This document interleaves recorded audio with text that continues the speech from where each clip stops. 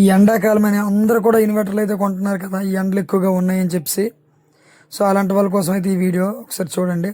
Hi friends, నేను మీ electrician Sunil. So మనకైతే ఒక కస్టమర్ కాల్ చేసి ఏమన్నారంటే ఇన్వర్టర్ బిగించాలన్నా అని చెప్పి అన్నారు. అయితే కొంచెం లేట్ అవుద్దన్న వేరే దగ్గర కూడా ఇన్వర్టర్లో బిగిస్తాను అంటే మనం వచ్చేలోపే వేరే కూరటికి తీసుకెళ్ళి అయితే ఇన్వర్టర్ అయితే బిగించేశారు. బిగించిన తర్వాత అయితే చూడండి, మీరు చూడొచ్చు ఇక్కడ ఏం జరిగిందో. సో బిగించి లైన్ ఇచ్చిన వెంటనే మొత్తం టోటల్ వైర్ మొత్తం మెల్ట్ అయిపోయింది అనమాట. వైర్ అయితే రాంగ్ కనెక్షన్ ఇచ్చారు, దానివల్ల టోటల్గా అయితే మెల్ట్ అయిపోవడం జరిగింది. ఆ వెంటనే రాత్రి 5:30, 6:30 అయింది. వెంటనే మనకు ఫోన్ చేశారనమాట.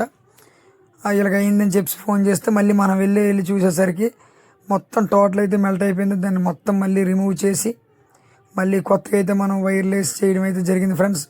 సో మీరైతే ఇన్వర్టర్ ఒకళ్ళు తీసుకున్నట్లయితే తెలిసిన ఎలక్ట్రీషియన్ అయితే మాత్రం తీసుకెళ్ళండి. కొత్తగా నేర్చుకునే ఎలక్ట్రీషియన్స్ అయితే మాత్రం దయచేసి తీసుకెళ్ళొద్దు. సో చూడండి ఎలా అయిపోయింది, మీరు చూడొచ్చు ఇక్కడ వైర్లు మొత్తం మెల్ట్ అయిపోయి హీట్ ఎక్కిపోయి ఎంట్సే అనమాట.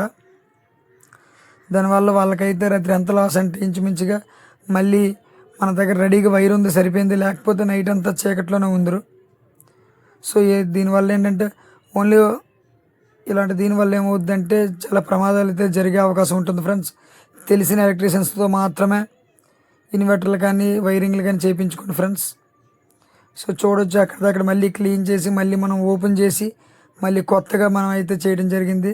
సో ఇందులో మళ్ళీ ఫేస్ న్యూట్రల్ తెలుసుకోవడం కోసం మనం టెస్ట్ ల్యాంప్ కూడా వాడేసి అయితే మనమైతే మళ్ళీ ఓకే చేయడం జరిగిందనమాట.